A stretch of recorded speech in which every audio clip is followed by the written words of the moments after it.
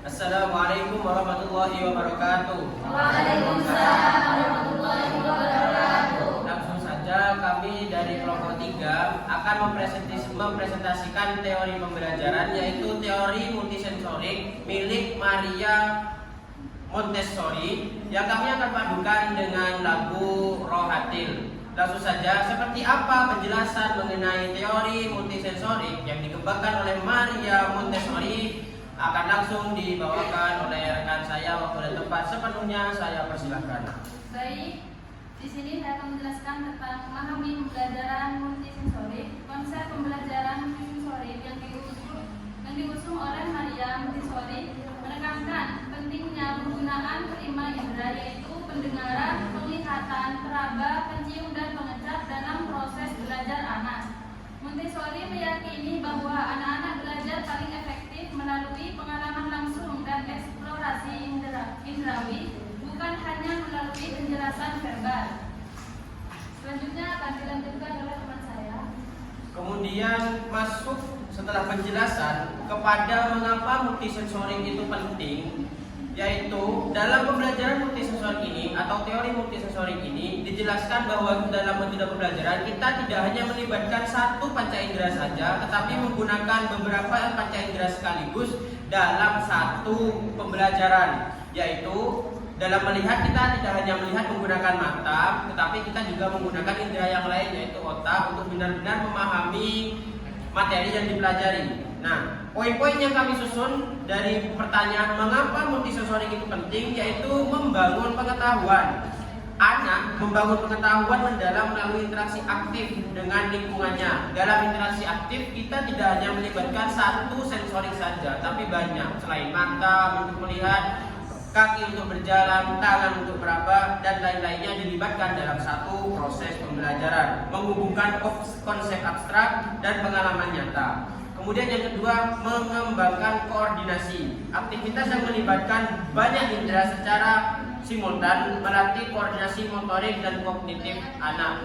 Dalam melatih beberapa indera digunakan dalam satu proses sekaligus itu membutuhkan proses yang lama, sehingga perlu pembiasaan. Nah, dan ketika sudah berhasil menerapkan multisensorik ini akan mudah kita memahami materi yang dijelaskan. Kemudian meningkatkan konsentrasi, ini perlu latihan. Keterlibatan berbagai indera dalam satu proses membantu anak memusatkan perhatian lebih lama pada aktivitas yang sedang dilakukan. Kemudian poin terakhir, mengapa hal ini menjadi penting, yaitu pembelajaran bermakna. Dalam pembelajaran bermakna, murid tidak hanya dituntut untuk menggunakan satu sensor atau satu indera saja, tetapi menggunakan beberapa indera sekaligus untuk meningkatkan kefokusan dan memudahkan proses pembelajaran. Kemudian penjelasan mengenai awal mula pendekatan Montessori ini akan dijelaskan oleh rekan saya. Baik, selanjutnya awal mula pendekatan Montessori. Jadi pendekatan ini dikembangkan oleh Dr. Maria Montessori pada tahun 1870 sampai 1952. Yaitu seorang dokter dan pendidik asal Italia yang visioner. Dia menciptakan metode pendidikan yang berpusat pada anak dengan memperhatikan kebutuhan alami, seperti tahapan pengembangan dan potensi bawaan setiap individu. Konsep ini pertama kali diterapkan di Roma, Italia pada awal abad ke-20. Metode ini digunakan di sekolah Montessori di seluruh dunia, dari tingkat prasekolah hingga sekolah dasar, yang membuktikan relevansi dan efektivitasnya sepanjang masa. Selanjutnya dilanjutkan oleh teman saya. Baik, selanjutnya yaitu bagaimana cara menerapkan multisensorik khas Montessori ini, yaitu bisa dengan alat khas atau alat-alat konkret yang dirancang khusus untuk menstimulasi indera anak. Alat-alat ini memungkinkan anak belajar secara mandiri melalui eksplorasi. Alat-alatnya yaitu bisa dengan balok merah biru. Mengapa demikian? Yaitu untuk mengenai konsep panjang dan perbandingan. Yang kedua, bisa dengan kertas amplas huruf, yaitu membantu anak melatih indera raba dan persiapan menulis melalui sentuhan. Yang ketiga, bisa dengan kotak warna, yaitu untuk melatih kepekaan penglihatan dan pengenalan nuansa warna. Yang keempat, bisa dengan bola botol aroma atau suara, yaitu untuk melatih indera penciuman dan pendengaran secara detail. Dalam proses ini, guru sebagai fasilitator yang mengarahkan sesuatu kebutuhan perkembangan anak, bukan sebagai penyalur informasi tunggal. Sekian dan dilanjutkan oleh teman saya. Baik, selanjutnya integrasi laju sasaprosa dan multisensori. Bagaimana laju sasaprosa dapat diintegrasikan dengan teori multisensori Montessori untuk pembelajaran yang lebih mendalam? Yang pertama, melalui pendengaran. Anak mendengarkan lagu dan irama yang menyentuh hati. Ini melatih kepekaan indera pendengaran dan fokus sambil memahami maknanya. Yang kedua, melalui perasaan. Anak merasakan ketenangan dan signal pada Rasulullah. Pelajaran ini mendorong pemaknaan batin. Guru mengajar refleksi tentang nilai akhlak dan akhlak Rasul. Yang terakhir yaitu penglihatan. Anak melihat diri, gambar Rasul atau video kisah beliau. Guru dapat menampilkan ilustrasi atau tayangan kisah sang Rasul untuk meningkatkan pemahaman siswa. Selanjutnya akan dilanjutkan oleh selanjutnya yaitu makna pendidikan yang mendalam. Dengan menggabungkan latar kisah sang Rasul dan teori Montessori, anak tidak hanya belajar tentang Nabi secara kognitif, tetapi juga mengalami dan merasakan nilai-nilainya secara indrawi dan emosional. Pembelajaran menjadi lebih hidup, menyentuh hati dan mudah diingat. Nilai-nilai luhur Rasulullah seperti kasih sayang, kesabaran, dan kejujuran dapat tertanam melalui pengalaman nyata, bukan sekedar hafalan teori. Ini menciptakan pemahaman yang holistik dan berkelanjutan. Selanjutnya akan dilanjutkan oleh Kemudian adaptasi multisensori untuk SLTP dan SLTA. Meskipun awalnya dikembangkan untuk anak usia dini dan SD, landasan teori multisensori Maria Montessori sangat relevan dan dapat diadaptasi untuk jenjang SLTP dan SLTA dan penyesuaian sesuai karakteristik remaja. Adaptasi multisensori di jenjang remaja, yang pertama yaitu tahap perkembangan siswa.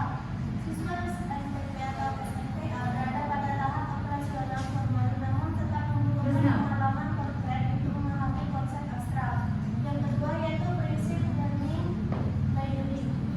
Metode learning by doing dan experience learning multisensori sangat sesuai untuk remaja dalam memahami nilai moral, sains, dan sosial. Yang ketiga yaitu pembelajaran strategi.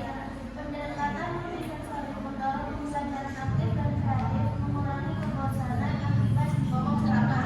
Yang keempat yaitu pengembangan kecerdasan emosional. Melalui kegiatan seni, musik, dan proyek kelompok, siswa dapat mengembangkan empati, kolaborasi, dan ekspresi diri. Kemudian akan dilanjutkan oleh rekan saya. Baik, selanjutnya implementasi lintas mata pelajaran. Berdasarkan multisensori dapat diterapkan secara luas di berbagai mata pelajaran pada jenjang SLTP dan SLTA. Pada mata pelajaran pendidikan agama Islam seperti mendengarkan dan memaknai lagu kisah sang Rasul sambil refleksi nilai akhlak. Pada mata pelajaran bahasa Indonesia seperti membuat puisi atau drama berdasarkan kisah heroik. Kemudian mata pelajaran seni musik seperti menganalisis makna lagu dan mengiringinya dengan alat musik dan menciptakan komposisi musik dan mengekspresikan emosi. Pembelajaran melalui indera dan emosi akan memperkuat pemahaman serta pembentukan karakter jauh melampaui hafalan semata. Baik, penjelasan sudah kita berikan. Kemudian kami akan mempraktekkan melalui lagu Roha yang berjudul Rohatil. Ini sangat tepat dengan teori ini karena tidak hanya melibatkan satu sensor saja, tapi melibatkan beberapa sensor seperti sudah dijelaskan, yaitu auditori, pendengaran, visual, penglihatan, dan hati. Yang mana ini masuk ke dalam pembelajaran bermakna, pembelajaran mendalam, dan kurikulum berbasis cinta. Langsung saja kami akan membawakan lagunya yang akan diiringi oleh alat musik gitar yang dibawakan oleh Mas Fikri.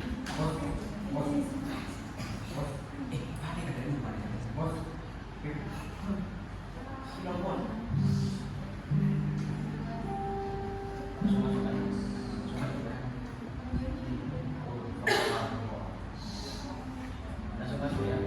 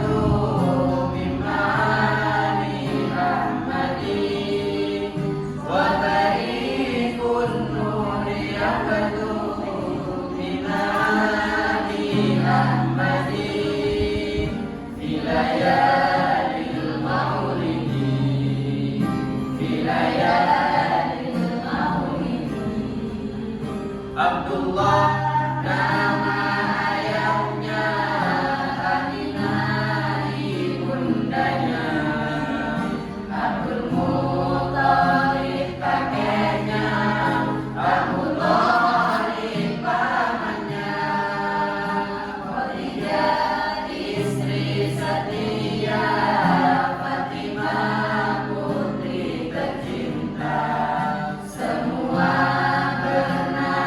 mulia dari Quraisy ternama, 2 bulan di kandungan, wafat ayahndanya, tahun gajah dilahirkan, yatim dengan kakeknya, sesuai adat yang ada disusui Halimah, 6 tahun usianya, wafat ibu tercinta, 8 tahun usia kakek meninggalkannya, Abu Thalib pun menjaga, paman paling membela, saat kecil mengembala, dagang saat remaja, umur 25 memberi istri Khadijah, di umur ke-30 mempersatukan bangsa, saat peletakan batu Hajar Aswad mulia, genap 40 tahun mendapatkan isyarat, ia pun menjadi rasul akhir para anbiya.